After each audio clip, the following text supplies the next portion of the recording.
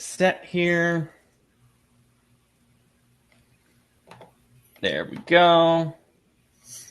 All right, and we are live with Shane, Brandon, and myself, Robert, here for what is going to be a sad show of Football After Hours, because we are previewing the two worst divisions in football today with the NFC and AFC South. So, here's my proposal. I have a proposal for you guys. Are you ready? Yes. Yeah. I don't believe we should give any of these teams the satisfaction, yes, I said satisfaction, of doing this the way we normally do with X Factor players. And I just don't think it's necessary, minus maybe the Buccaneers, but that's like the only team I genuinely care about on this list.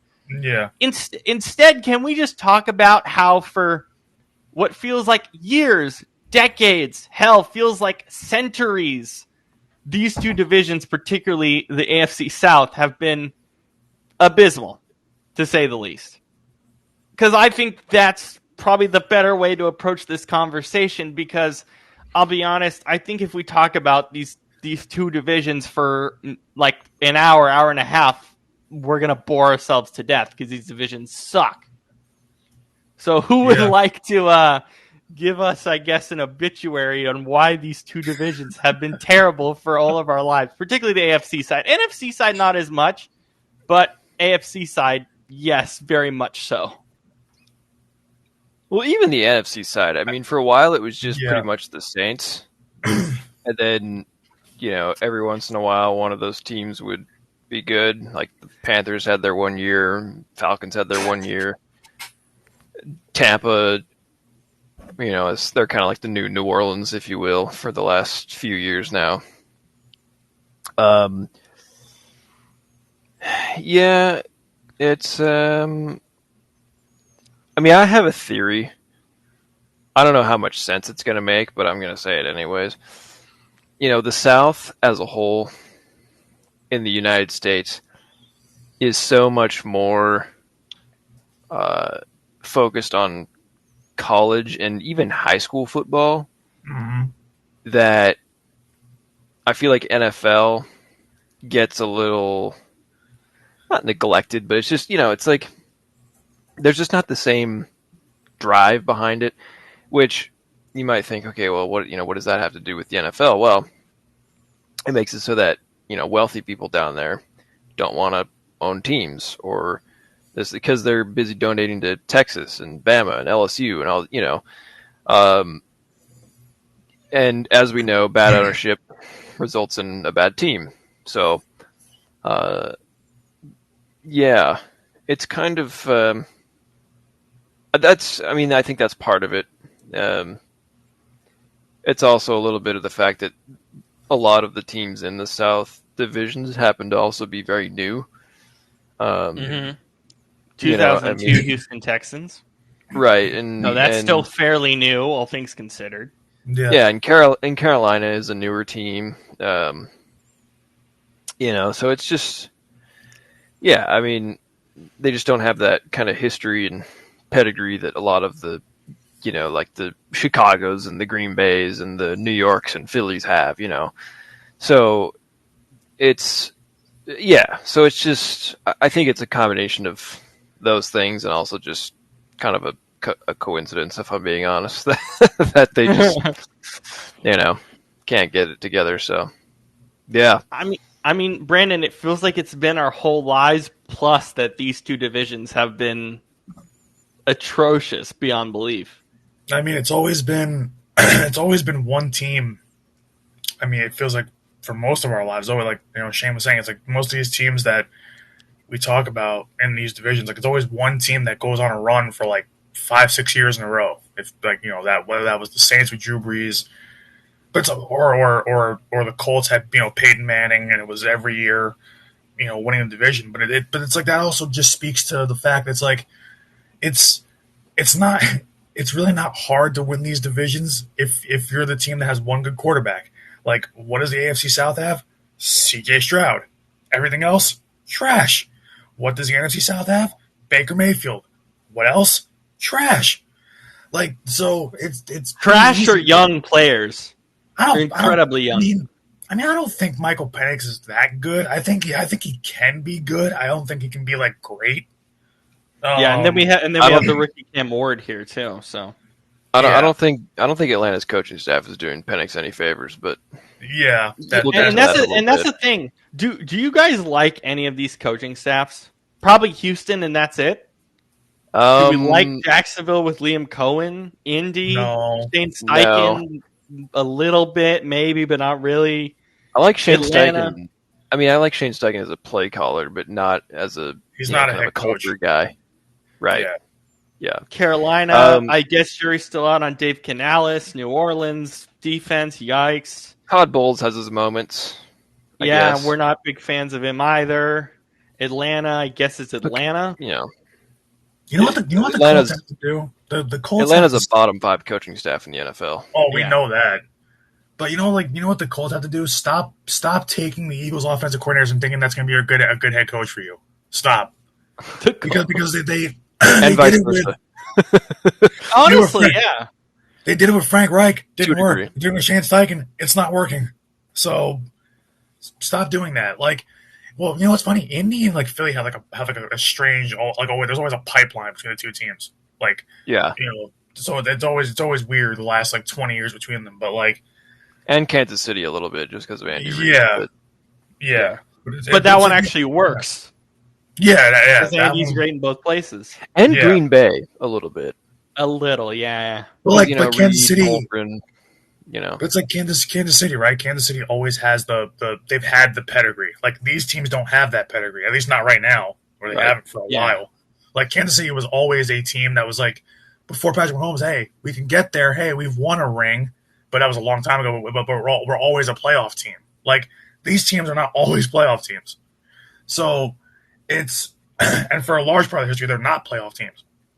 But I don't understand why, and this goes back to the whole bad ownership, and then that starts at the top, because you look at all these teams, like what GMs can you look at here and say you really like what they do? Didn't all of these GMs, or pretty much all of them, get drafted super low in our GM draft at our previous spot this year? I think they did. Yeah. I think. Well, I mean, the big problem, too, is so many of them are new. Yeah, that is true. I mean, I think what's Tampa's general manager? Why am I tripping? I can never remember his name. I can see his face.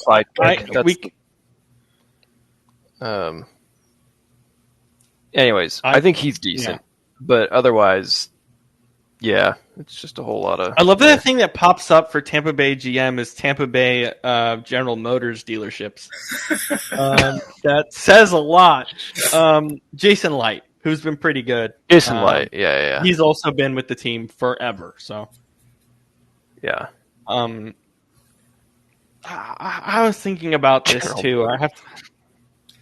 I was also thinking about this too. Are you guys actually interested in watching or talking about almost any of let's just say watching any of these teams this year?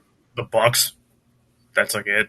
Yeah, that's pretty much Bucks, it. Well, actually, okay, no, hold on. I am curious about. I'm curious as to what New Orleans will look like with a rookie head coach. They don't have a quarterback.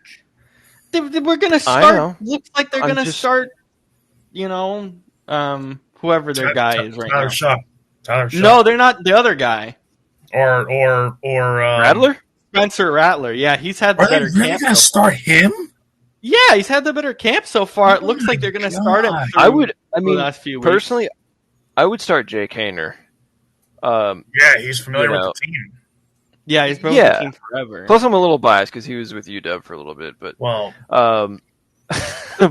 so far Rattler's been the best player. Although Haener is recovering from cancer right now, isn't he? Is he? I think he recovered. I hope he recovered. I thought he did. He played over the weekend. Okay, well, that's good. I think so. But yeah. No, I mean, with New Orleans, it's like somebody was asking me the other day, how do you think their season's going to go? And I said, this is how their season's going to go. with the number 1 pick in the 2026 NFL Draft, the New Orleans Saints select, blah blah blah, whoever. the quarterback. Yeah. Yeah. Maybe Arch Manning. No, not probably. Manning. Maybe. No, well, no, Manning's he's probably gonna going to stay. stay another year. I would. Drew I would Aller, say, Penn State. oh Jesus. Oh, I don't know. Okay. I mean, we'll see, but Yeah, the quarterback market always changes. I'm trying to just look at think, this like, year. what like low end teams am I more interested in watching? Okay, Than then this division. yeah, I'm and more then, interested in watching the Raiders than anything in this division. The Jets? You have Genty there. Yeah, I don't know. No. The Jets are. I want to see Justin Fields. I don't. I've seen Justin Fields. I know what he is. I would say the Bears because of their potential. I mean, yeah, but I think Yeah. everyone's excited about the Bears. Are you more excited to watch the Browns than any of these teams, other than Tampa Bay, excluding Tampa Bay? No, probably not. No. I think the Jags could be interesting. Not interesting, but like just to see what Travis Hunter does and to see what it's he's like gonna be fun. with Liam Cohen. I don't see Liam Cohen as a head coach. I mean, I've made the joke That presser before. was bad. He looks like the dentist from Rudolph. Like it's you tell that guy to get in front of a room full of 90 dudes, which it'll be 53 eventually, but 90 guys that are like, macho alpha men, and say, okay, lead them, and you're up there, hi guys, do the ball. It's like, come on. How's he gonna buy the room? He's not. I think part of it was that they were so late in hiring a head coach. Like Cohen basically had to get out of his OC contract, which is the richest OC contract in NFL history at the time, to join the Jags because he was like, okay, it's a head coaching opportunity, whatever. But I think Pete Carroll interviewed and maybe a couple more. I don't remember exactly who. It's been a while, but like it wasn't many coaches or potential coaches that were interested in the job, and part of that is Lawrence, because I don't think they feel like it's hit his ceiling possibly, which I think is a fair assessment. So I mean, I don't know. In other words, he's a bust. Feels like it. Well, but again, who wants to coach Jacksonville? I think almost any coaching job, even the Raiders, was a better destination than Jacksonville. Mm-hmm. Not wrong. I mean, at the time, I would have, before the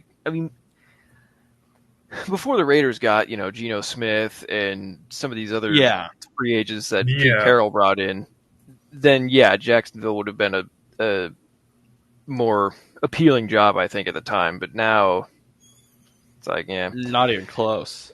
No, because I mean, with Jacksonville, I like their D line. I like Travis Hunter and Brian Thomas Jr., their receivers. Other than that, this is like wet, sloppy dog food. I mean, I don't know. The running back room is going to be weird. Etienne, Bigsby, Tonin. I apologize if I get his name wrong. He's been really good in the preseason as well. So that running back room, I don't know what that's going to look like. Can someone explain to me what the hell happened to Travis Etienne? Like, I don't know. I just don't think they trusted him. I think they just trusted Bigsby a lot. Like why he fell off the cliff? I'm just saying, I called it from the beginning. They reached on him in the first round because Trevor Lawrence wanted to get his guy from Clemson, and I was like, he's not a first-round talent. But, it's to me, it was kind of like when Kansas City drafted Clyde Edwards-Helaire, like in 2020 or whenever that was. Yeah. In the first round. It was like, what? And then, so. Where is he now? Is he still in New Orleans? He went to New Orleans? Yeah. But why does Jacksonville do this lately? Like they did the same thing with James Robinson. He had one good year, and then they just strayed away from him. Like, it's because It's because this is the difference between bad organizations and good organizations. The bad ones will build from the outside in, whereas getting skill guys like receivers and running backs, and hey, I love receivers and running backs, but the good organizations like your Phillies, your Detroits, your Baltimores, whoever, they build from the inside out. They know that the trenches is where things get done. That's what matters most. Mm-hmm. And and I mean, look at Cincinnati a few years ago. They picked up Jamar Chase. Okay, great, but like that's still a bottom 5 offensive line. Burrow has no time to throw. Like they were great with when the receiving room was T. Higgins and Tyler Boyd. I mean, imagine if they had like Penei Sewell on top of that, who's been an absolute stud in Detroit as well. Yeah, because he was available there when they picked. So, I mean, if you ask them, they probably don't regret taking Jamar Chase, but like they regret not paying him. That's the bigger issue. But we always talk about Cincinnati. When we get to Cincinnati, we'll talk about it. But like, yikes! Yeah, the Seattle Mariners of the NFL. Anyways, well, should we get into like each team individually instead of just kind of meandering around the league? Well, the thing is, okay. So here's the thing, right? It's like, with the let's okay, fine. We can just speed run team by team, I guess, and just give what we think their record will be. Yeah, basically, or some. You guys want me to do over unders for these? Yeah. See what the hell? Okay, Brandon, do you want to start with the Texans? Yeah. While I find this, what are your thoughts? I mean, it's hard for me. Like when I sent you guys the quarterback pyramid, right? And you see like CJ Stroud's kind of hovering in like that third, fourth tier. Yeah, that Bill Simmons did on the Ringer. Yeah. Yeah. So it's like we don't know what we're gonna get because really since his rookie, it's just gone downhill since his rookie year. Yeah. And, I mean, a part of that is not him, but I mean, you still got to make do with what you got, and he still has not looked really good. I mean, last year was a complete misfire altogether. Compared to it's funny because Houston actually had a better record last year than they did in 2023. But the bigger thing with that is like, how much do you do with like, okay, it's a sophomore slump. Like the bigger concern for me would be what happens this year. Yeah, but it's like this year is going to tell me a lot about him. Like that's why I was saying that. Thank God the AFC South it doesn't have another quarterback that can be like how can play up to their potential or like to play up to his potential because he's the best quarterback in that division by far. It's just that are you going to get 23 rookie CJ Stroud or are you going to get last year CJ Stroud? Which one are you really gonna it's gonna be a mixed bag. I mean, on top of that, he doesn't have there's no more Stephon Diggs there. I mean, but Diggs didn't do a whole lot there. Tank he only Dell's played like a third of the year. Tank Dell's always hurt. Their whole receiving core is it's a mess. It's a mess. I mean, it's just Nico Collins and a bunch of other guys. That's all it is. Yeah. So and even Nico Collins struggles from time to time with a couple minor injuries throughout his career. They did is they brought in Christian Kirk. That's it. Oh, he's amazing. Why does that guy continue to make money? He's not any good. The Jags like semi overpaid for him. Semi? Well, yeah, semi because the wide receiver market got ballooned after that even more. So they actually saved it. It was their fault. Yeah, because they reset the market because they threw him a bag that a wide receiver like that Jamar Chase would get at that point in time. I'm just saying that the market always changes, and at that point they were betting that the market was going to go nuts, so it ended up being semi-okay. Yeah, but it's funny because they're the reason it changed. Right. Because, I mean, at the time, he was the highest paid receiver in the NFL at the time. by a lot Yeah, too. that was bad. Yeah, I'll say that Yeah, part was for bad. Christian But after a Kirk. while, it looked okay. No, it didn't. Anyways, But it is true. They reset it. But like, if you look at it now with Jamar Chase's money, for example, it's okay. Like, I mean, even then, he's still way overpaid. I would not pay a single receiver in the NFL right now more than $25 million a year. yeah, That's fair. Personally. Like, but, that's not where the market is. So let's think about this though for a second when looking at Houston's roster. Who the hell? I mean, there's not even. I don't understand. I mean, like C.J. Stroud, got hit more than he got hit in his rookie year. He got hit a good bit, but I mean now. And they traded their best tackle. That's what I'm saying. Now there's no Laramie Tunsil. So, I mean, this is a bottom 5 offensive line in the NFL. Yes, it's terrible. Yeah, he saved it. He saved it.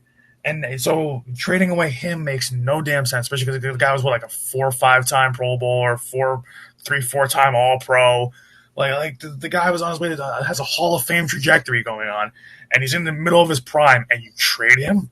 I don't get it. I don't think they get it either. But then, so then now they made the deal. But like now, right? It's okay. So we touched on like how their wide receiver core is a bunch of nothing and Nico Collins, right? Defense looks a bit old. Defense looks old. Oh, the defense is old. Yeah, it's old. There's only like a few guys here. But in this division, it's pretty solid defense. Jesus. Yeah, because this division's awful. But like, yeah.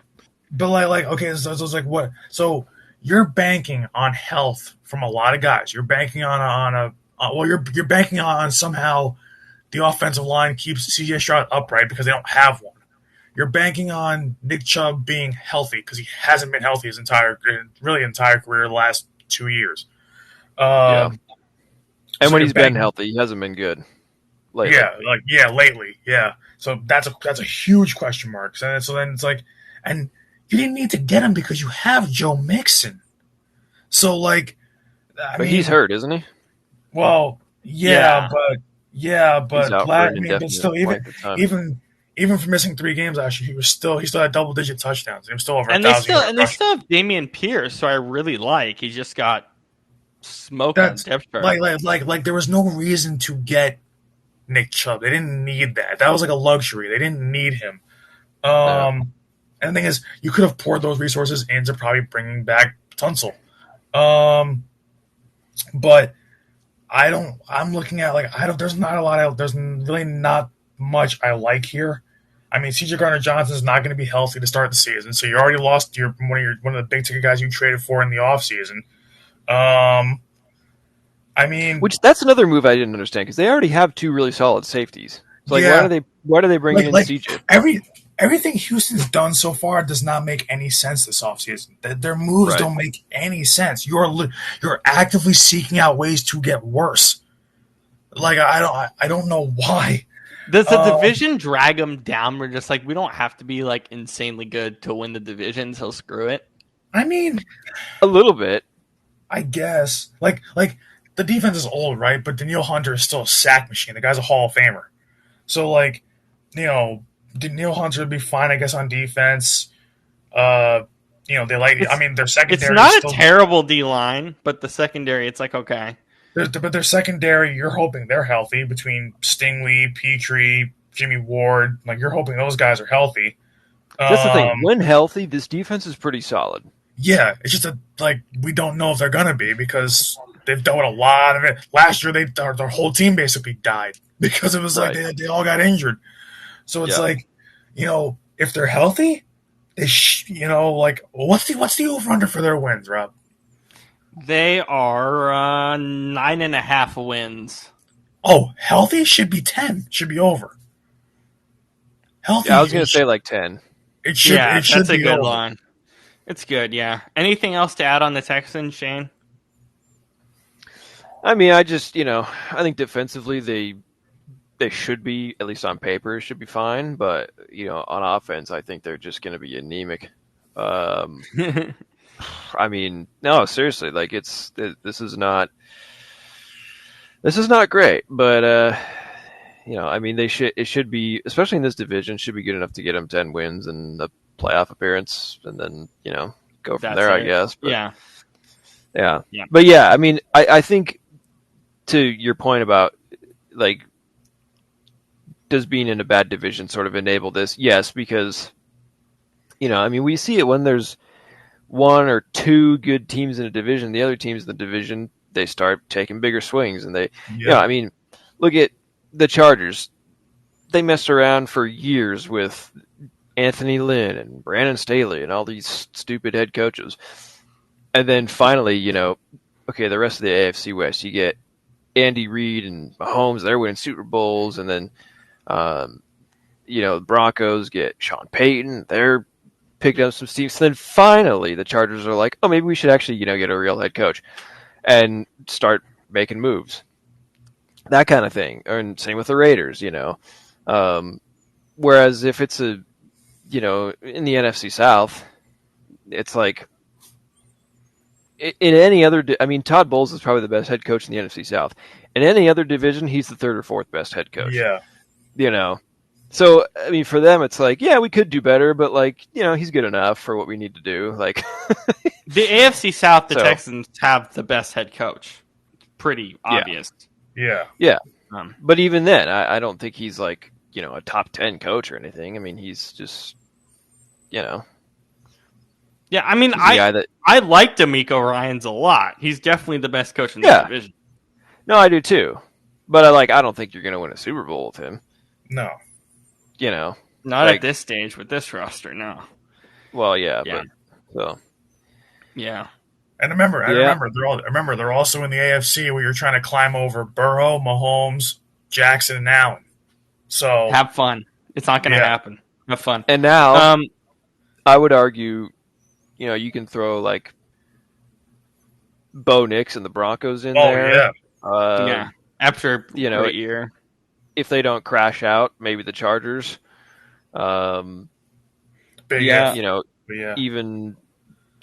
I mean, who knows? Who else? But yeah. Shane, I gotta go to you with this question. So, what are you doing with the quarterback room in Indianapolis? I mean, is Anthony Richardson's career like? Do you feel like it's? I mean, he just lost so much confidence. He wasn't interested, pretty much. It seemed like last year, and then you bring in Daniel Jones to hopefully pump him up. It seems like Jones is winning the job at this point, as we speak today on the 11th of August. Oh, by the way, just to say our betting lines are provided by BetMGM here, so there you go. But go ahead on the quarterback situation, because that's really going to determine what this group does this year in Indy. Yeah, and I mean, regardless of who it is, I don't think it's going to turn out great for him here. And it's frustrating because Indianapolis, I think they really have a pretty solid roster. I mean, I think this is probably a top 10, 12 offensive line. You got some good guys on defense. You can get Travarius Ward, who's a really solid corner. So I mean, and a receiver, I think Pittman's pretty underrated. Obviously, Jonathan Taylor's still solid. I mean, he's not like he was a couple of years ago, but he's still good. They've got all the pieces. It's just the quarterback. What do you think went wrong with Anthony Richardson last year? Do you feel like it's like because it felt like it's all mental, exactly? Yeah, complete collapse. Mostly. It's. I mean, he took himself out of a game and basically said, "I quit." For being tired, yeah. That, as a coach, that tells me everything I need to know. And he's a professional athlete who his job is to be in shape and to be ready to go. There is no tired when you reach that level of sports. Compared to the offensive line that's always tired, and Yeah. Yeah, you Oh, can't. yeah. You got to compare it to the other guys on the field. I've been coaching, baseball and football at the high school level for a while, kind of on and off for a while now. I've never once had a kid come up to me at practice, in a game, whatever, and say, "I'm tired," or and mope about it. Not once. Um, and they're kids. Like,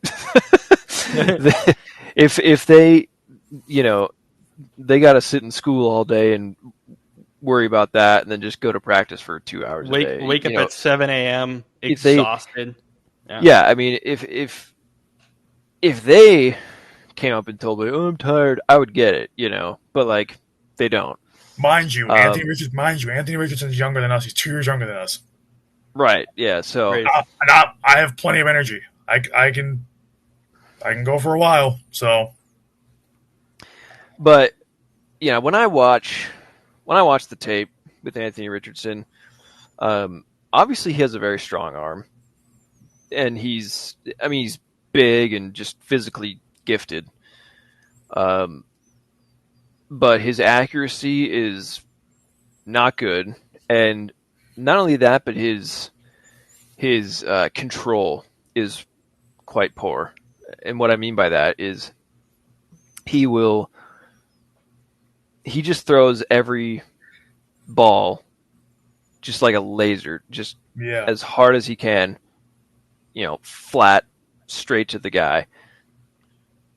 But you can't do that all the time, because there are certain situations where, let's say a receiver is in tight coverage with a corner. If you throw straight to him, corner will tip it or pick it off, whatever.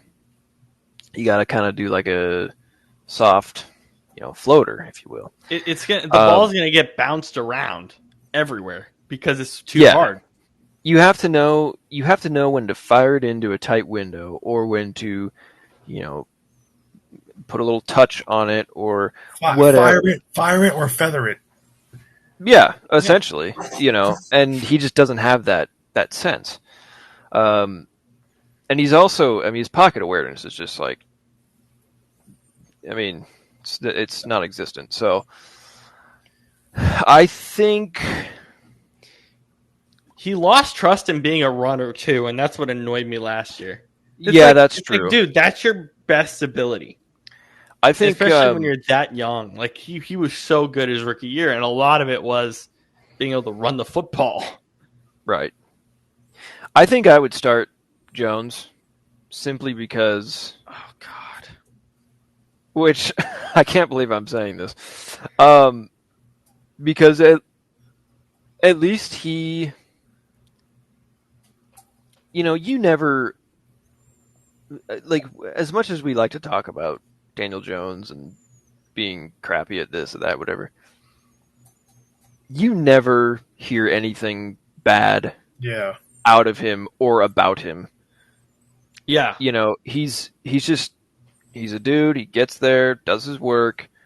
He's not out there running his mouth or being difficult. And that's just, and not to mention, he does have more experience. He did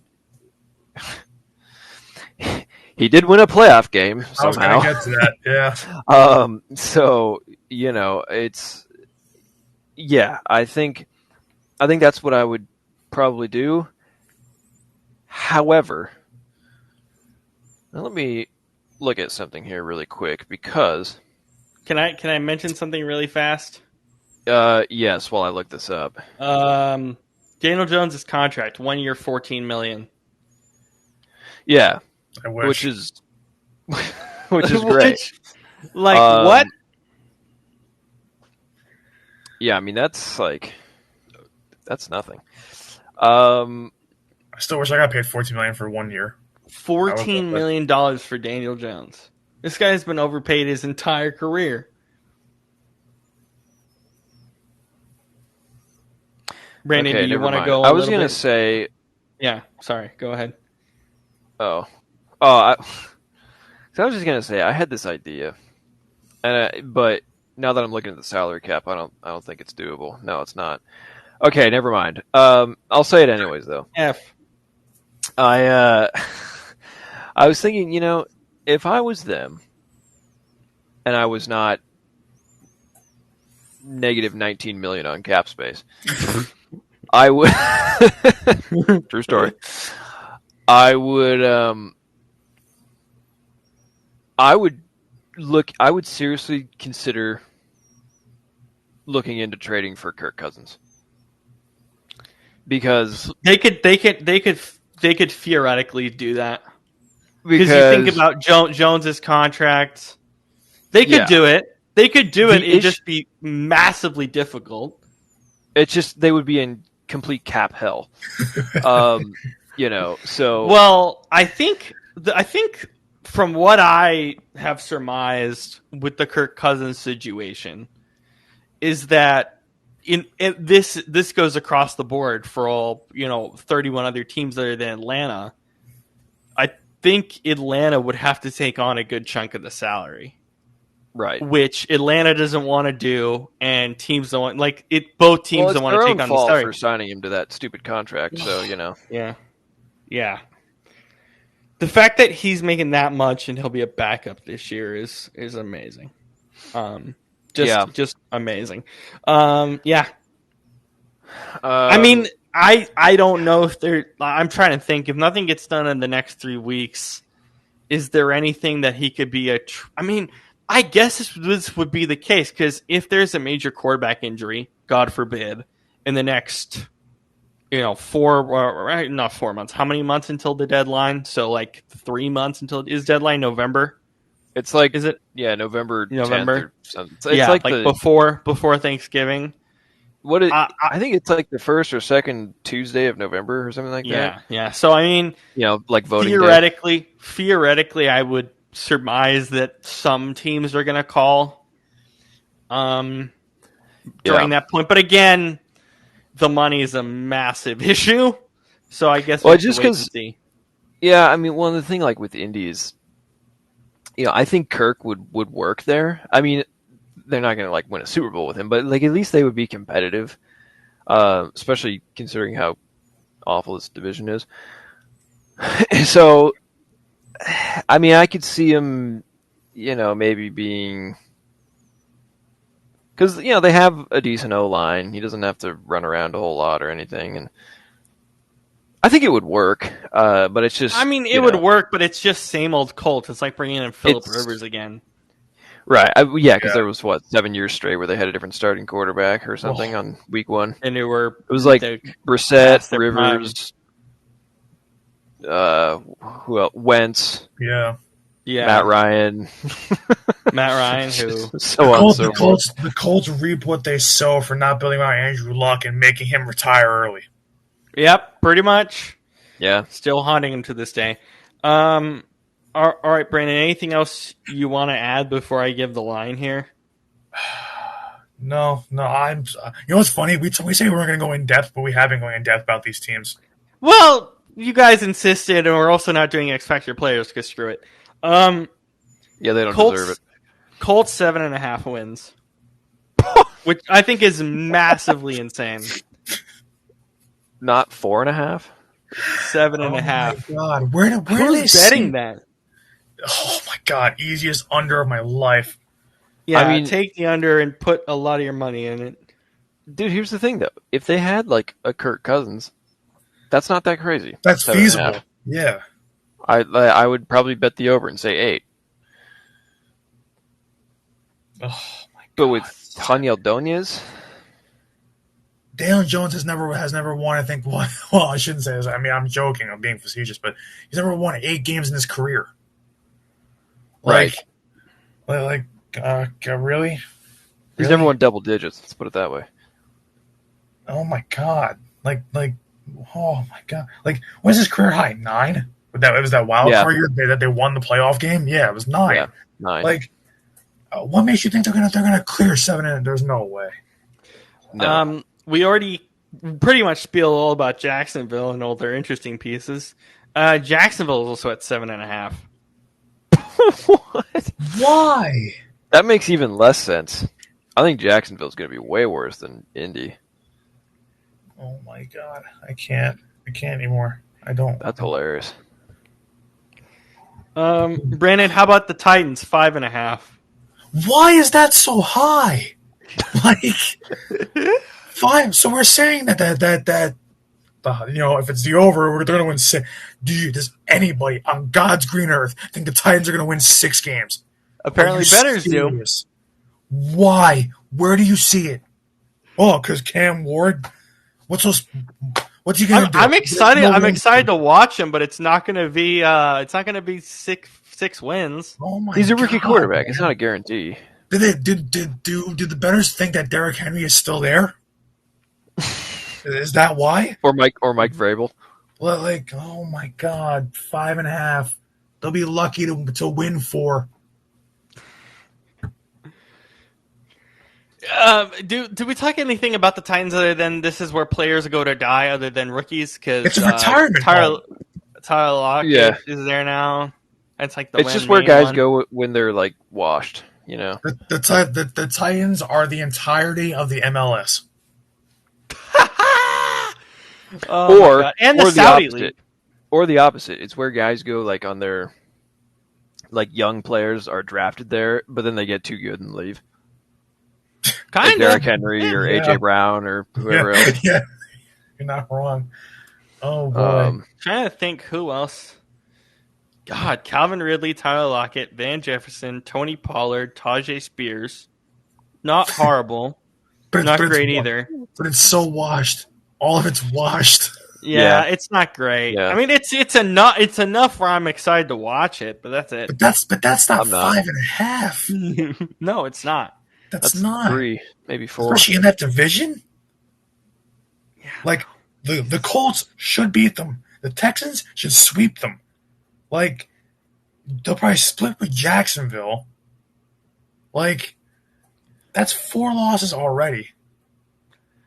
Let me see what their schedule is before I make any more sweeping statements about the Titans. Sweeping generalizations about this dumbass division. We're starting with the AFC, and we normally start with the NFC, but the AFC. Oh my god! Oh my god! Their first 3 games tell me all I need to know. Because you have a division game on the 3rd game, but your first 2 games: Broncos, Rams. Yeah, that's 2. That's 2 losses off the bat. It's 0-2 off the bat. Chargers loss. Remember, Thank God no prime time. Everyone got upset that the Titans didn't have a primetime game. Do you want to watch them in primetime? Who got upset over that? People got upset that Cam Ward didn't have a primetime game. People were so angry about it when the schedule was probably. We don't know what he is. This was like a national conversation the week the schedule came out. Wait. So I've already said that we've got 4 losses, right, when it comes to the division. Roughly, we'll say 4. So first week against the Broncos, 5 losses. Week 2, that's 6 losses. That's against the Rams. Chargers, make that 7. Seahawks, I would say make that 8. Niners, make that 9. Chiefs, make that 10. Where the hell do you see 6 wins on this schedule or with this roster? Where in God's name do you see it? I don't know. Ask Stevie Wonder, maybe. This is why I made the joke on the other pod. What if the Titans win the Super Bowl? Because this is like the most improbable Super Bowl run ever if they do. Oh my God! Like even the Browns are better than them. I would say 11 losses. So we're gonna wait till the Browns over under. I'm not gonna give it to you now. Yeah, but like 1.5. The most if they maximized their talent and their coaching, they will win 6 games. That's max. But that should not be the over-under as that's a good rule of thumb. Like, no, that's not a 6-win roster. Or it's not, and their schedule clearly is not in their favor. So the fact that anybody sees that's the line. Oh yeah, I forgot. They're playing the Patriots, who if Drake May is who he is, that's another loss. Make that 12 losses. Holy shit, I will give you the Browns line. Do you guys want to guess what it is? Revenge game. I will give you the Browns line. Guess what it is? 3.5. I'll say 6.5. 4.5, lowest in the league. Really? Yeah, they are the lowest in the league. I guess I have That's too wrong. much faith. I guess I have too much faith in the GOAT. Sorry. The GOAT, Joe Flacco, who is not a GOAT, but we always say that. Yeah. Yeah, that's pretty much all we got in this division, I guess. NFC side, we're all excited to see the Bucks. I think Baker. He's on a different planet. I mean, the guy's clearly a franchise quarterback now. People are still debating it, I guess, minutely, I love but that's Baker. so a stupid debate. He's great. He's great. Mike Evans is great. Actually quite excited about this receiving core. Pretty fun. Yeah. Pretty fun core. A two, Other a than two that, Emeka Ibuka in there. yeah. Oh my god, beautiful. Beautiful. Other than that, And yeah, Bucky this team's Irving. gonna. Yeah. Other than that, this team's gonna win the Absolute division, and stud. that's it. This team's gonna win the division, and that's it. Probably upset some teams along the way. And you said what the over under is what for them? Tampa Bay. Let's take a look. It should be it should be like 10.5. It should be extremely high. Because that's the other thing. They're going to upset some teams too. They're not just gonna The Bucks always do. Yeah. So They are set at 9.5. easy over. I think Easy it's easy over, and I think it's a good line too. I think it's actually pretty good. I mean, Yeah. I think this will probably be a top. This is probably be a top 5 offense in the league. It should be. With Tampa, They've got the most underrated two-headed monster in the backfield in the NFL. Oh, absolutely. Yeah. But like those two guys, I love both of them. Rashad White, Bucky Irving. Yeah, the only better running back duo is probably Gibbs and Montgomery in Detroit. Yeah. Yeah. Yeah, I mean, But other than that, I honestly think though that Bucky's gonna get the lion's share of the carries. I think Bucky's he will. Rashad's mostly a receiving back, which is fine. But yeah. Yeah, I mean, it's good to have that kind of balance. Yeah, no, I would.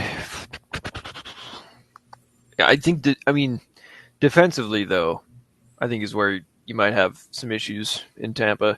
Mm-hmm. They won't be bad, but they're just old on defense. They're massively old. Yeah.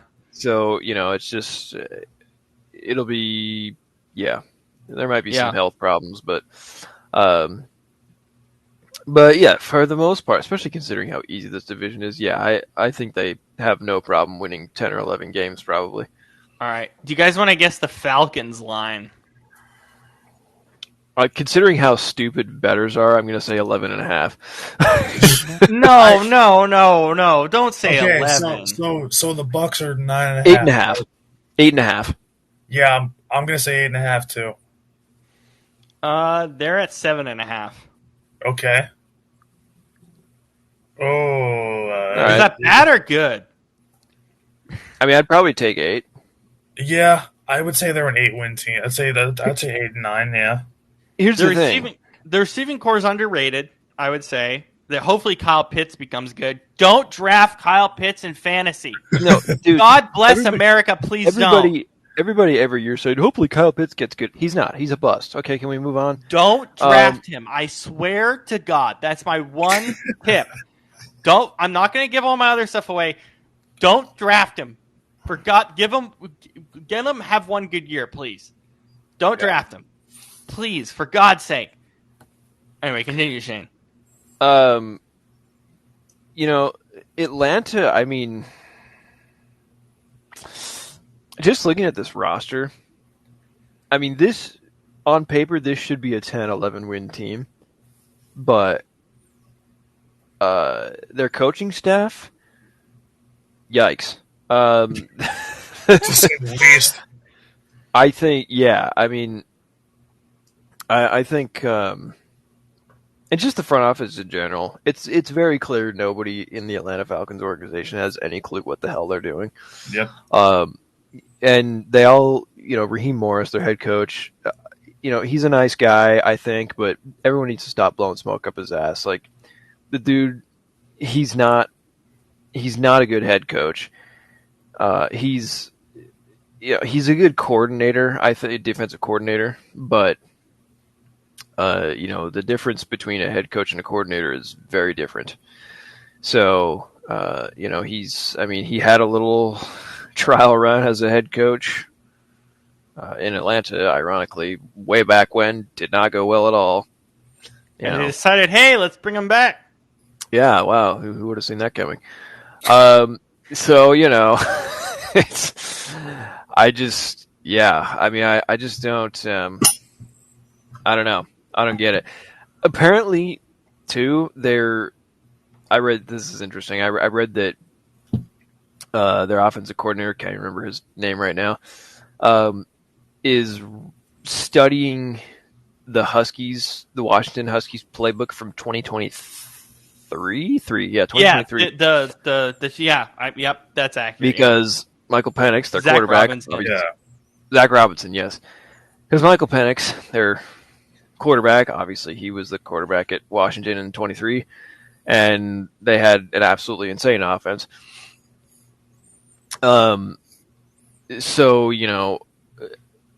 I think, given their offensive personnel, I think they are cut out pretty well to run that type of a, kind of a vertical spread system.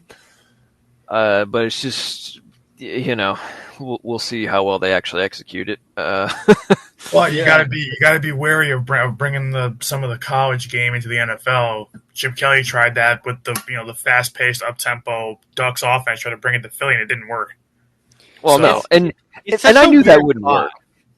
It's such a weird thought because that Washington team, it was special offensively, but it's like I don't think that's a very good NFL scheme if you're calling college plays. Or look at Grubb in Washington, Seattle. Or in Seattle. Yeah, didn't work. It was awful. Yeah. Yeah. I mean, it's yeah. There's a few reasons for that. I mean, first of all, the biggest thing is just that college defenses aren't that good relative to the NFL, especially in the Pac-12 at the time. Yeah, don't we know it? Yeah, my God, yeah. Which was where both of those guys came from. So, but also another big thing is, and it's probably sounds stupid, but the hash marks. Yeah, that's big because there's a whole lot more you can do in college on one side of the football that you just can't in the NFL because of how much narrower the hash marks are. So, so that's another big thing. And, plus it's, when you're going from working with 19, 20-year-old kids to guys that are in their 30s and married and have children, it's a totally different mentality, different mindset. And the reason why Chip Kelly didn't work in the NFL, and I don't know why in the hell the Raiders hired him to be their offensive coordinator, but we'll get to that in 2 weeks or whatever the hell that is. Yeah, what are we doing next week? North. Okay. And then west to close it out. At least the north will be fun to talk about. We'll be here for a while in the north. That's fun. Oh yeah. Oh yeah. But anyways, I knew the second Chip Kelly got hired in Philly, I was like, this isn't going to work because he's asking kids who at the time were not getting paid anything, and they just all they have to hope on is, well, maybe one day I'll be in the pros, so you can tell them my food stipend in college. Yeah, I mean, you can tell them anything. Hey, do this, do that, and they're like, yes, sir. But then you get to the pros, and you ask your quarterback, okay, up tempo, here we go. Who's making 5 times more money than you? He's gonna go piss off, So this is just, and guess what? That's what happened. You're trying, man, mind you, you're trying to go up tempo with the corpse of Michael Vick, Nick Foles, Sam Bradford, like Mark Sanchez. Like, what do you who think else is is going to there? happen? Yeah. Like, Oh, and then San Francisco. Let's not forget that when he went there for like Lord. a year or two. When? Okay, Yeah. hold on. I need to look If this he up. was there. Brandon, anything else on Atlanta? uh, no, other than I want to keep supporting Bijan Robinson's mustard. Yes. I forget the name of it off the top of my head though, but I would like to buy a bottle at some point. Um, I'm gonna see if we can get that sponsored. Actually, I would some love of that to bottle. like B John Robinson is the well, I wouldn't say he's the only one because so this meme's not accurate, but it's that Bugatti underneath the trailer park house. Like that's B John Robinson to me, but I don't know. Like Atlanta, the line being 7.5, they can win 8, and the thing, like even last year though, like everybody bought into the hype last year, and that was what they did. It just feels like they're running it back. So, like, it doesn't feel like it's going to go anywhere, just but stay level. I mean, it could get. We gotta see what else. So there's gonna be a learning curve for Michael Penix too. I almost Yeah, said the wrong thing. Um, but Jules commented on that big Phoenix energy. yeah, yeah. But I still don't think like when you look at the quarterbacks in his draft class, Bo Nix is better, Daniels is better. Like, but we have to see what he really is. Like it's not much of a We only sample saw him size. for 6 weeks. I Yeah, think like 6 to 8 weeks, it's not if much. that. Yeah. It's not much out of him, and they made things as simple as they could for him. But here's the thing: when you have to simplify a playbook instead of a guy picking it up right away, that's also a little bit of an issue. They're trying to bring back, for this year. Like that's why when I heard, if they're gonna go 2023 Huskies, I'm like, does this mean that he can't run an NFL offense? Like, because Yeah, I that's a mean, little, they're kind of just incorporating it, but how much we don't know. We're gonna yeah, find but out when the season starts. yeah, yeah. Like that's what I'm trying to figure out is like how much. Yeah, like there's a lot of questions with both. What's the playbook gonna look like with doing that, and then what's he gonna look like? So it's like 7.5 is, I think, fair because like you knew what you were getting out of Kirk last year, and then it didn't pan out. You still won 8 games or something like that, but it wasn't. It just wasn't good football, even with a talented roster. This year just feels like more of the same, except he's the full time starter. So it's like, what are you really gonna get? And also, well, not for nothing, but they also lost. What? They didn't Drew Dahlman go to Chicago? Chicago, huge So loss. Yeah. I mean, you already lost a real key member of your offense there. So the line might not look as sturdy. Um, so yeah, it'll yeah, be decent, but not as good. I'm not high on them. And the thing is, just like everybody's saying, like, I'm going to try to draft Kyle Pitts again this year, and he doesn't pan out. It's like, well, last year all the analysts were saying, look at Atlanta, look at how loaded their roster is. Look at this. I'm like, yeah, but they have no coach and they don't have they have an inconsistent quarterback. Like, For fantasy, you can draft anybody. Penix can be a backup, and you can you should absolutely draft Drake London because London's a beast. and Moody's pretty good too for a flex and situation, Bijan. and that's it. And Bijan's going second overall in drafts, so Yeah. there you go. Which I think makes sense. But once again, it's a fantasy team. The fantasy side is way more interesting than the actual side. Yeah, because it's like okay, well, but it's like what kills quote unquote dream teams? Coaching and what does your playbook look like? Yeah, Like so, it's kind of you got to put 2 and 2 together. Like, hey, they're talented, but these are big question marks. So it's like 7.5. So it's like they should win 8. Will they? We don't know. That's the big. They're the biggest question mark I think of all the teams tonight. To me, they're the biggest question mark. yeah. Yeah. All right, Brandon. Panthers 6.5. Which version of Bryce Young are we getting? Exactly. Yep. Yeah.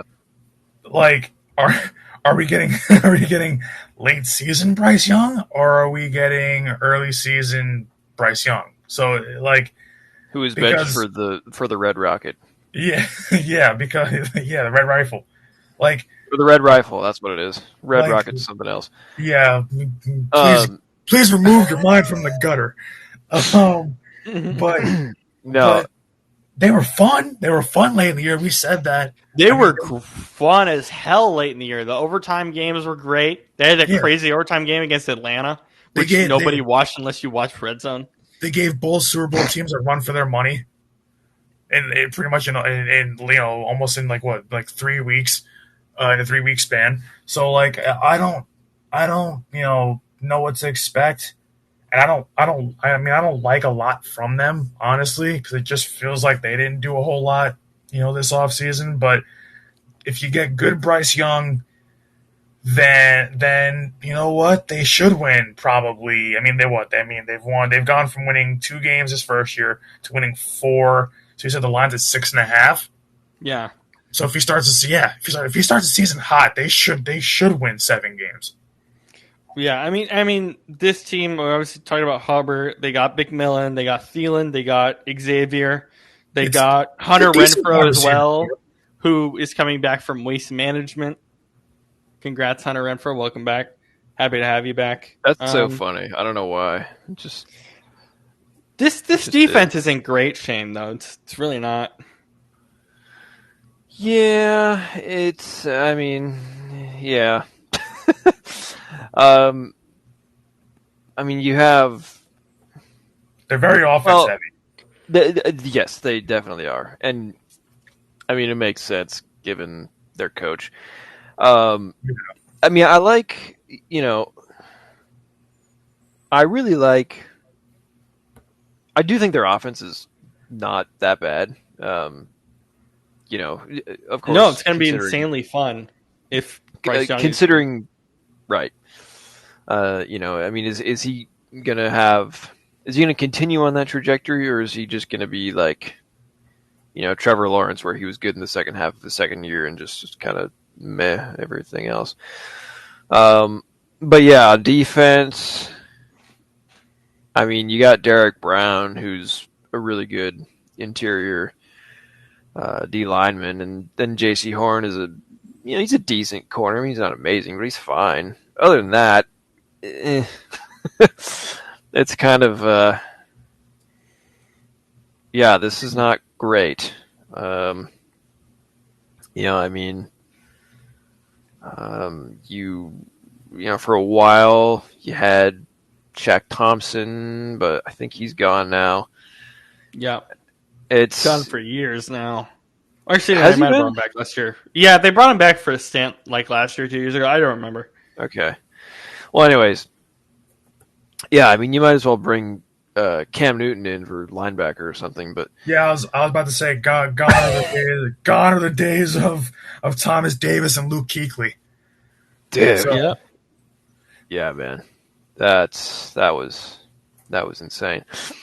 But these guys do have Xavier Legette, who is a national treasure, to put it Yes. mildly. Can we get him on the show? He's probably my biggest. Oh my god, Dude, man, I don't think want that guy none on of the us will show. be able to understand him. That's fine. Tell him I'll eat some raccoon with him. I'll eat some coon. Get him on the show. He's kind of he's like that in The Waterboy, that one coach that nobody can understand. He's like that guy. They're just like, yeah, coach, what do you think? He's just like, it's just like, huh? I love that movie so much. I've seen that meme too. They've made that meme of him, of the coach from the Waterboy and Xavier Legette. Really? Yeah. He's great. Xavier's great. He's a legend. All right.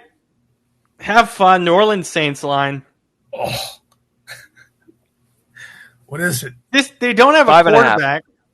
5.5. Brandon. Well, that's the easiest. Yeah, all right. I forgot about that. Okay, that's the easiest under ever. I mean, yeah. But Wait, it is 5.5? I'm going to tell you in a second. I'm going to have Brandon guess. Oh, I thought either way it's under. Even if it was 2.5, it's under. That might be the one where I'm okay going over. Just give him 3. Yeah, but yeah. So wait. So what is it? What is before we get into that? Guess. 4.5. 4.5. Okay, you're actually gonna be a little bit mad about this. It's 6.5. Why? Yeah. The Browns have a lower line. Why? Yeah, that's dumb. Oh my god! Why? Here's the thing: Oh they do have decent players. It's just that they're old. Like, Well, they don't have a quarterback. They don't that's have the a other quarterback. but like, okay, 2020 Demario Davis and Alvin Kamara and Yeah, 5 years ago. 5 years ago. Yeah, I would understand. and Brandon Cook, Cameron Jordan. That's like, whoa, watch out. But now, Again, I'm going to keep repeating this. They don't have a quarterback. This team's a non-starter. They're not interesting. They're not fun. They're annoying. We all know that. But yeah. But I'm just so that's why I'm looking at the rest of the team because I hear you. But is this team going to be fun to watch? Are It's they like going to the be whole- any? no. This is like the land of misfit toys with this roster. Like When your best misfit player, toys. it kind of when your best player is what is he 36-year-old Demario Davis at middle linebacker, that's a problem. So that's all I'm going to say about that. Oh my God! Thank God they don't have a national TV game. God bless America. Like Cam Oh Jordan my is God. Cam Jordan is nowhere near the player he was. Like, No. I mean, he's a Hall of Famer, but he's nowhere near the player that he was. So it's like that. Okay, so it's like that's what it's like. Look, this roster literally is the land of misfit toys. When you look at it from who's here, it's just a bunch of like mishmash, misshapen parts. Like you have the ghost of Brandon Cooks coming back. You have Clyde Edwards-Helaire and Cam Akers and a running back room with Alvin Kamara. Okay. You don't have, well, we know this. You don't have a quarter. Who the hell is Hunter Deckers? I barely remember that guy. Dude, honestly, you have that. I would if I'm Kellen Moore and the coaching staff here in New Orleans, I'm seriously considering putting Taysom Hill at quarterback. Okay. Yes. Yeah, I know. Yes. Yes. I'm just saying. I know you want him for tight end and running back and whatever the hell else he does, but like, yeah, I don't know. How much? I mean, that's minus the thing, though. red Like, zone. they just No, go ahead, Shane. well, they have. Cause that's the thing. They have one good linebacker. They have one good DB. They have one good receiver. It's just one good lineman. Like, you know what I mean? It's just they've got these 4 or 5 guys that are decent, and then just a whole bunch of, like Brandon said, land of misfit toys. Look at some of the guys they brought in, like Julian Blackman. Okay, you brought him in, but it's so what's that going to do? You brought in washed. we don't know what Kool-Aid's going to be, but Kool-Aid last year, did not do a whole lot of anything. We've got. I mean, they have a somewhat, even their offensive line is like misshapen. They have guys who are 2-time Pro Bowlers, like 1 or 2 guys, and guys that are just journeymen and guys that are rookies. Like their offensive line's uneven. Like it literally is one piece here, one piece there, one piece here, one piece. It's like it's not enough. There's no held together by duct tape. Yeah, like there's nothing here as a unit to be excited about. It's all just like, oh, that guy's good, this guy's good, that's it. Like, and that's not enough when you're talking about a whole, 11 guys on one side and 11 guys on the other. It's just not enough. Minus covering this team for a living, which is always fun because it's the NFL. How much would you need to get paid to watch every single minute of this team's regular season? Oh my God. Just as a fan. Every minute? Like, you watch everything, every second.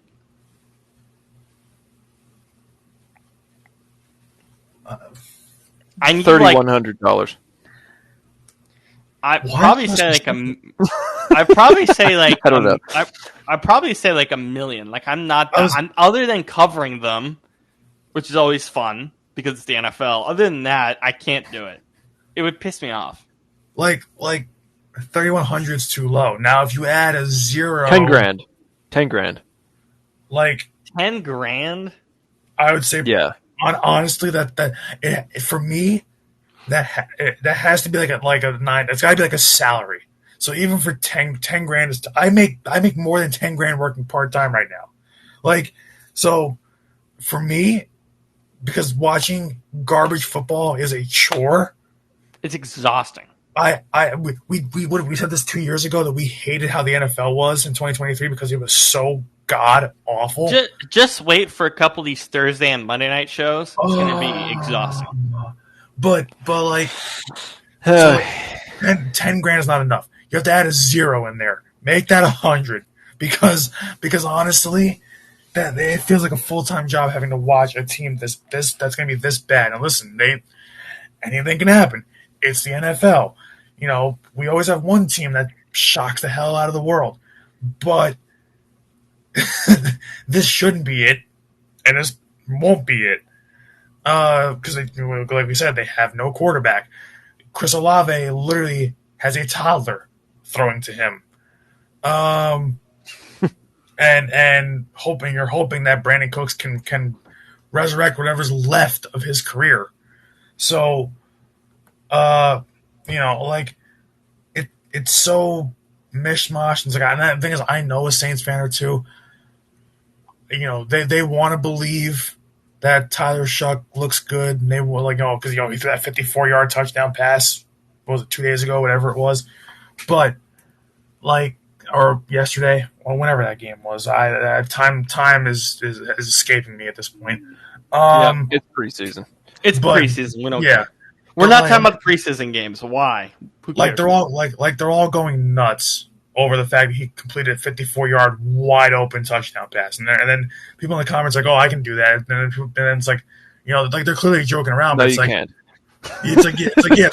they're clearly joking around and being like, "Oh, like why is this impressive? Like this guy threw a wide open touchdown pass, like a wide open touchdown pass," and it was like, and everybody's like, "Oh, back off of him." I'm like, bro, it's a preseason. Like, why are you defending the fact this is like? I don't understand why people are or why fans apparently are getting so hyped over the fact he completed one deep ball touchdown pass, but in a preseason game, no less. Because other than that, that's probably the only highlight you're gonna get from Tyler Shuck all year. I don't want to knock the guy, but like, come on, man, you're even the name is not an NFL starting quarterback. So,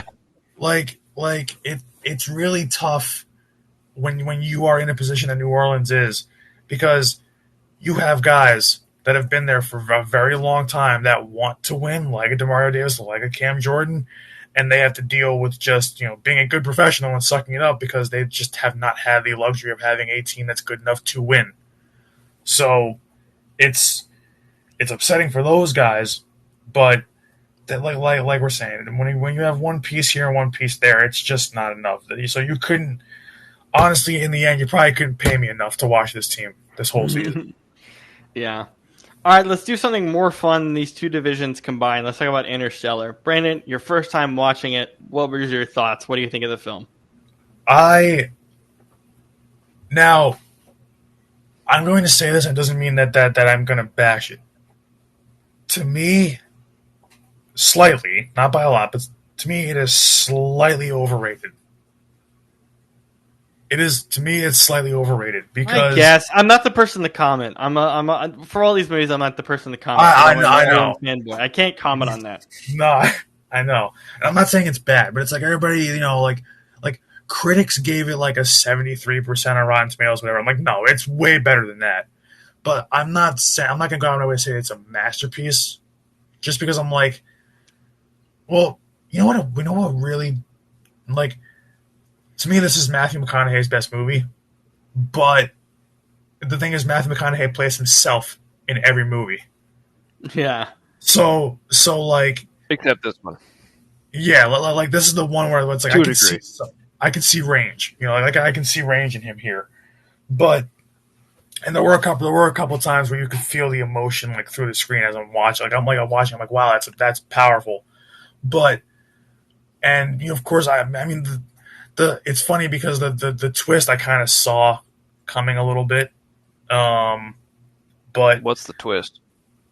the whole thing where he ends up being the quote unquote ghost that's communicating in the room to his daughter. Oh yeah, I didn't get that. Yeah, I didn't see it coming either.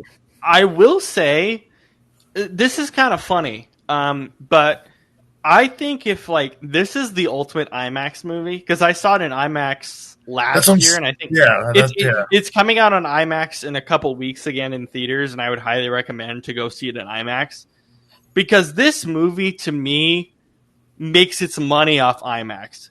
Visually it's stunning. Because, like, for me, and I like my chair was rumbling the whole time. Like, this has a really like IMAX Plus experience. This is the best movie ever for that, or at least one of them. It was watching it in standard HD or 4K. It's like it's solid, it's great, but like you get the effects so much more with IMAX. It's a lot harder for me now to watch this normally without IMAX because it's not the same movie. Yeah, that's how I felt. I was like, wow, this like I can appreciate this, but I'm like I would appreciate this a lot more. Like, I can imagine how this must have felt watching it in IMAX. Yeah, I would highly recommend you and anyone who hasn't done it to go in a couple weeks and see it in IMAX. Like it's worth the money. It's like, one of the only IMAX ones. It's like, yeah, this is worth the price of admission. Like Nolan movies in general should be watched in IMAX. That's how he intends it to be done. But yeah, but I don't know, like something about this where it's because Nolan movies, generally have a twist. So it's like I wasn't, when I kind of because I figured it would play a role later on, especially with him leaving into space more or less. Like I knew that there had to be some reason for why that was happening. So it's very interesting that's how it kind of comes about. Like I wouldn't say it's predictable. The twist isn't predictable, but I did kind of see it coming. It's just, and of course the cast is for all these Nolan movies, he works with people that he's worked for a lot of them. So the casting is always incredible. It's always going to be spot on. This is a much different cast, but it works so well. It is. I mean, when you consider, only two of these characters he worked with in other movies, and that's obviously Michael Caine and Anne Hathaway and Batman. So, so that's fine to me. But it's like, especially with those two, you're gonna get a really well acted movie between those two already. Oh, I forgot Matt Damon. Matt Damon. Oh yeah, Matt Damon. That's right. I think this was his first movie with Damon. Right? Actually, I think it was his first. This was right before The Martian. So, yeah, but The Martian isn't Nolan. I'm just saying. That was Nolan films. Yeah. Scott. Yeah, I'm always getting the two mixed up. But I cannot wait to watch The Martian. This movie always makes me want to watch The Martian. So that's why I'm referencing it, because I'm like, my brain is conflicting it. But it's just watching this, like, don't get me wrong, it's powerful, it's well acted. Like, there was times where it's like I don't cry during movies. I was getting I started to feel it coming on, and I'm like, okay, no, I'm not gonna cry. This is a movie. But it's just that at times, like towards the end, like the pacing to me is a little bit off on this, where because it starts out so kind of slow that by the end of it, it feels like we were speeding through so many sections that it's like, whoa, how did we even get here? Like the pacing is a little like when we kind of we're jumping forward in time because of the whole space time thing where it's like, oh yeah, 1 hour out here is 7 years on Earth. Like the ticking clock from the soundtrack is brilliant, yeah, from the score. It's like fantastic. I get that, but I kind of wish they would have fleshed it out more on the Earth side of things, like they kind of did by showing the videos that he's missed along the way. Like the transmissions that he's missed and things. But it's weird because it just feels like at the end they tried to really, well, not they, Nolan and Nolan and company, but it feels like that they tried to put it all together or tie together, like almost like they feel like they're running out of time. Well, quite literally running out of time. Which maybe that's intentional. That they kind of, it feels a little bit rushed. It's a little bit, I would say. Yeah, it could be. But it just, yeah, like the pacing, because really this is, to me, it's a hard watch for the first, I would say, like half hour. If you can get Again, IMAX solves that. That's the thing. IMAX solves it. Yeah, that's the issue. That's the thing. The first time I'm watching it, like I literally watched it at like 11 o'clock at night, pretty much like yesterday. So, like, I'm settling down for the night. I'm a little bit tired, so it's like I'm not getting the full picture of it. But like, it's like me calling it slightly overrated is not a bad thing. It just means that to me it's slightly overrated. But it's like I'm not gonna give it like a 9 out of 10, like I did for a couple movies I think that over the years that we've done. But it, like, to me it's probably like an 8.5. I'll give it an 8.5. I think it's worth that.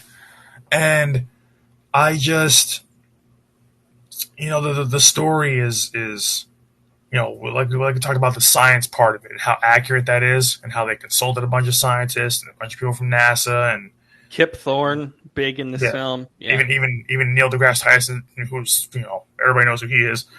That, even he said the science is incredibly accurate, like it's really accurate, spot on. All those concepts, pretty much that all the kind of space jargon and NASA jargon, everything is very up to par, which is good to see. And of course, visually it's stunning. And Matthew McConaughey has, like, all the things I'm saying. Matthew McConaughey shows a little bit of range finally. Like the cat, like I said, the casting's really good. The emotion of it is really good. The little bits of humor I think are pretty good. Although I would have liked a little more humor, but that's fine. So I think it's great. I just think in my eyes it's slightly overrated. Like it's not a movie I think I'd find myself coming back to, maybe once or twice more, but it's not a movie I'd find myself like, oh, like I hesitate on my end to call it a classic, I guess. But I mean, that doesn't, I think it's probably a little too new for that. Yeah, Yeah. I feel like it still hasn't. This movie is a little over 10. It's 11 years old. It's a little over 10 years old. So it's only been like about a decade. Yep. So I went to the 10 year showing. Yeah. So it's like, so to me it's like it's not there yet. I feel like it has to sink in more, or we have to kind of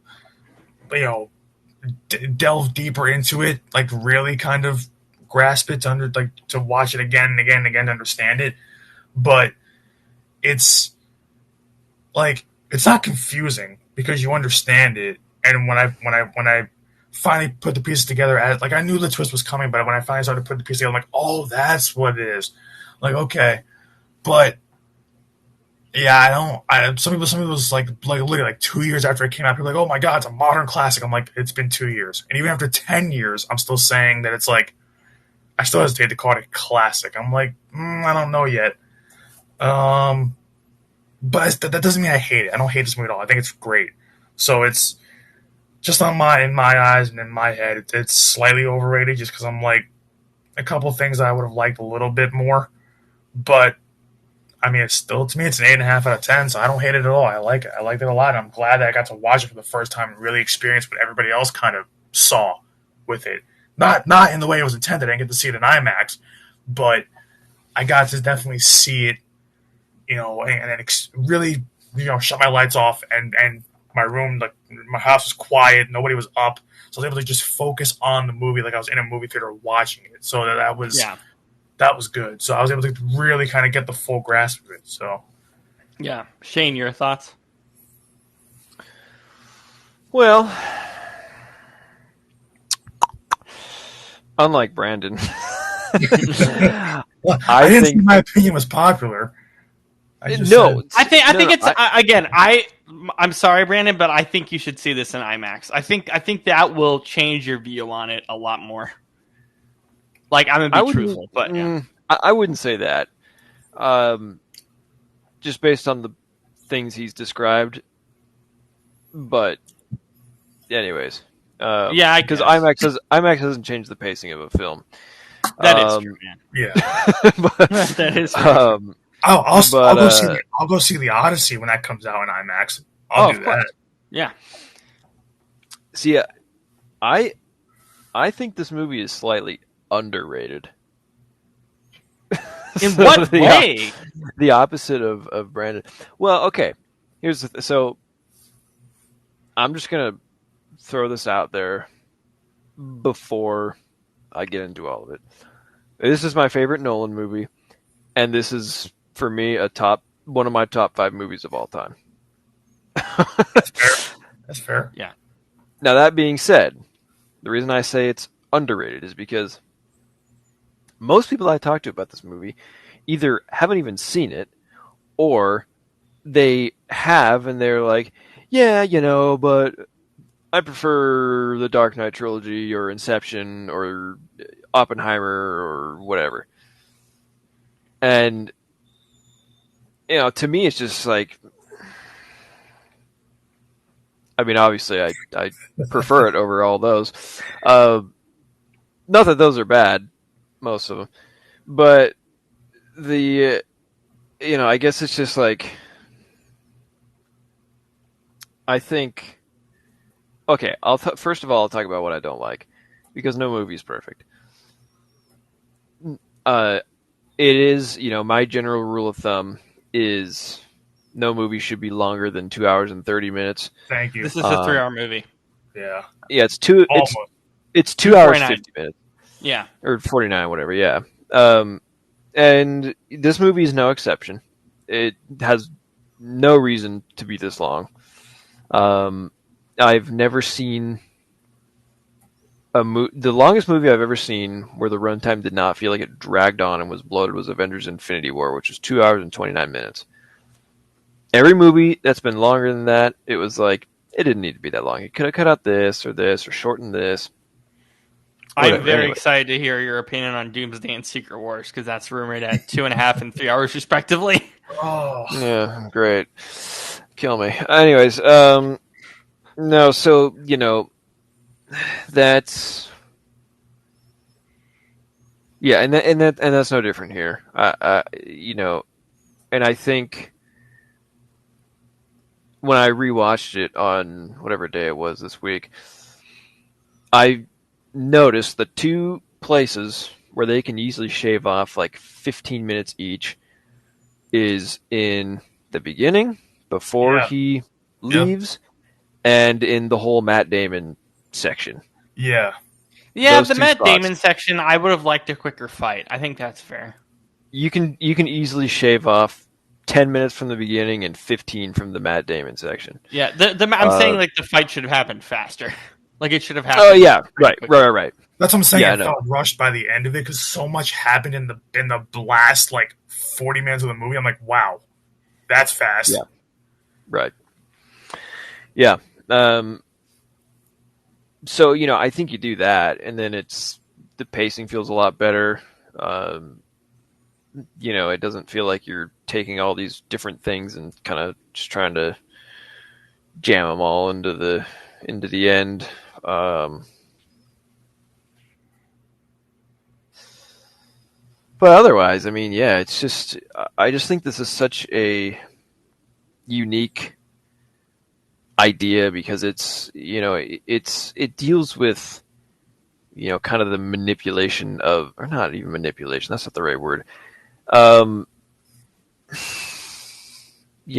of looking at time as The perception of time. not, yeah, as not just a linear thing, but as more of, A like, space, like a 3-dimensional space, like it's about the space yes, of time, like as a physical medium. yeah, and also how, in so many movies, there's the heroic sacrifice of a person or a thing or whatever. But in this movie, the sacrifice is time, which Yeah. sounds strange, and at first you might think like, what? But it's, he knows going into this that it's like, okay, we have to do this for future generations to maybe have a shot. But then I'm losing all this time with my kids, and they'll probably be my age when I get back, and that's a very that's a very painful reality to accept. And of course, once he does get back, they're way older than she's on her deathbed, way older than him. So, but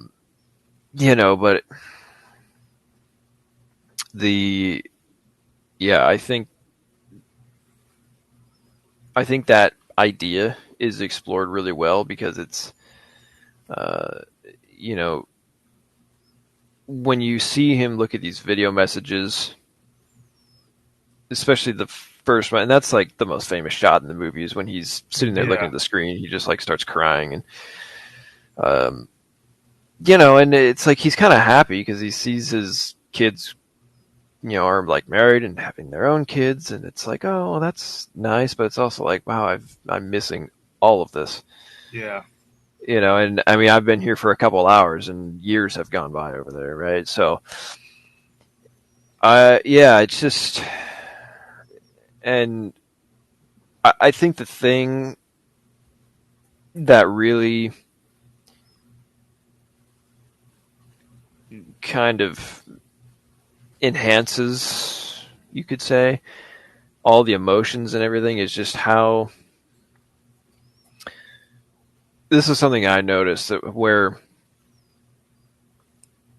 there are a lot of times where we see a character, particularly Matthew McConaughey's character, just like being a one single subject in a very wide shot. Yeah. The cinematography does a great job at making him feel very alone. And a little bit hopeless. Like he's, yeah, kind of in many ways. And I think the other thing too that really enhances it is the score, the musical score. Yeah. Oh, it's beautiful. This is awesome. by far Hans Zimmer's best work, in my opinion. And particularly, well, last year I did for our show I did the top 12 movie soundtracks of all time, and the Cornfield song is kind of like you first hear it in the Cornfield thing, but then you kind of hear it as like a recurring theme throughout. And it's just, it's beautiful. It's perfect. Yeah. And, and the last thing is, it's just, I think this movie does such a great job and I think Nolan does this great other than in Tenet, where God damn it. he has, well, it's true. He has this very big, grand idea that's like, what, but he does it in a way that is digestible and makes sense. And, in a way where you're not thinking about, okay, how does this plot work and what's all the ins and outs of it? You're just thinking about,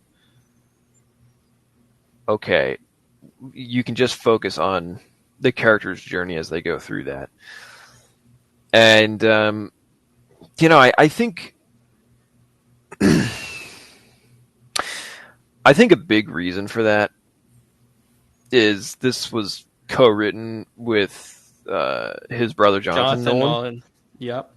And I, in my opinion, he's a better writer than Christopher. Chris is definitely fair. the better. Chris is definitely the better director. There's no doubt about that. But as a writer, I mean, it's just his projects and also the projects he's worked on with Chris. He had much better scripts when Jonah was involved, or Jonathan. No, they call him Jonathan, whatever. When he was involved. So, and this was the last movie that they did together, because then he went on to work on Westworld and Fallout and all those other things. So, yeah, that's, maybe I'm reaching, but that just is kind of what I've noticed. Yeah. So, yeah. Also, I think it's hilarious that those guys are brothers, yet one has an English accent and the other has an American accent. But, but anyways, not really sure how that happened. So, yeah, that's my thing. I mean, like I said, it's top 5. And when I say top 5, I mean, it's like number 5. It's not like, number 1 or 2. Still, that's pretty great. So, yeah, and I mean, God, it took me forever to see this stupid movie. I mean, it came out in 2014. I don't think I saw it until 17 or 18, maybe. Yeah, and then once I did, I was like, "Damn, why did I wait so long for that?" Oh, yeah. You waited long. Look at me, over 10 years. Oh, true. But I was really upset that I didn't see this in IMAX when it came out. Obviously, I wasn't into movies then, but like seeing this in IMAX, I was like, I messed up. I messed up waiting so long. This was one that this is the one where I didn't know Nolan directed it until like the credits came. Because this was like right when I was getting the movies. It's like one of the first ones I watched. And funny enough, my mom watched this before I did. She watched it like twice. The first time she said it was incredible. The second time she was like, "What is this movie?" She like forgot she saw it or something. It was so funny. I was like, "What?" It was like after I saw it. But for me, like, yeah, it's great. I love it. I love the science of it, like the spear thing, and again, just the emotion, the soundtrack, all these things. What's kind of wild, Shane, I think you might know this, but this movie was in development hell for a long time as well. Because... yeah, it went through... Let me see. I did read about this. Yeah, so basically, Linda Obrist and Kip Thorne obviously did the treatment for it and got, kind of got the ball rolling. Steven Spielberg was originally tapped to direct this film. Film began development in 2006 when Spielberg and Paramount were together doing this. Nolan was hired to write the screenplay in 2007, Jonathan. And when Spielberg moved to Walt Disney, he couldn't do it anymore. So Jonathan recommended Christopher, who joined in 2012. And then Paramount and Warner Bros. Yeah. And then Paramount and Warner Bros. Had to and Paramount and Warner Bros. That's the fun part about this movie is it's Paramount, which obviously Christopher's now worked with, full time with Warner Bros. And now full time with Universal. They had this like whole thing about merging this together to do it, which is like they agreed to like shift some rights, and Legendary Pictures agreed to actually forego financing Batman v Superman due to this movie. So good job by them, because BVS sucks. But yeah, there's like a lot of different pieces that I'm not going to read, but like the whole Warner Bros. Paramount partnership is kind of wild because they had to exchange. They basically had to do like NFL level trading to get this to work, which is pretty wild. But yeah, it's an incredible movie. I love it. Matthew McConaughey was also very touched by the children pieces, as you guys talked about, but it's fantastic. But again, it makes me want to watch The Martian more. So I'm excited till we get to that this season, because like to me, the more I sit back, the more I like The Martian more as like a story and a concept. I like The Martian more than this. I think I do too, and I think I'm just excited to watch it again and kind of compare those two. So that's what I'm like really excited for, is to kind of talk about how these two compare. And of course, Neil deGrasse Tyson loves the science in both of these movies, but had The Martian as his top film in terms of the science aspect. Shane, anything else you want to add? Well, I did study astronomy extensively in high school and college, and The Martian is definitely more scientifically accurate. Which, there's really only one thing in that movie that is like not realistic at all. But we'll get to that in whatever. Is it the planning of the food? No. Oh, no, not at all. Okay, because that's the thing that I always think about. No, that's what I want to know. It's no. It's when he. How do I describe it? It's when he says that like he's gonna fly like Iron Man from his ship to theirs. That piece, yeah. Well, that makes sense. Yeah, but other than that wouldn't work. But yeah, but yeah. So I'm excited for The Martian, though. I'm super hyped. Yeah. And they both have Matt Damon and Jessica Chastain. Matt Damon said that like after he got this after he did Interstellar, and Ridley Scott was like, "Don't worry about it, just do the movie." Yeah, well that was a large reason they had Matt Damon for Interstellar was not part of any of the marketing or the anything like that, because they're like, isn't he in a space movie in like a year, and so they let him off the hook with the marketing. Makes sense. Matt Damon's also, if you look at him now, he does not, you don't even realize it's Matt Damon anymore. Like, he is definitely, he's becoming like a wild like Bushman now. Matt Damon, his stories are amazing. Like, go just search him up. The guy should like do a podcast just with him telling stories about his life. He's one of my favorite actors ever. I'll watch him in anything. Amazing. All right. Anything else before we go? I don't think so. But next week will be a lot better because we're actually covering the divisions that matter. Yeah. This was a sucky week for divisions. But yeah, we'll see you all soon next week. Have a great week, everybody. We'll see you then. See ya. See you, everybody.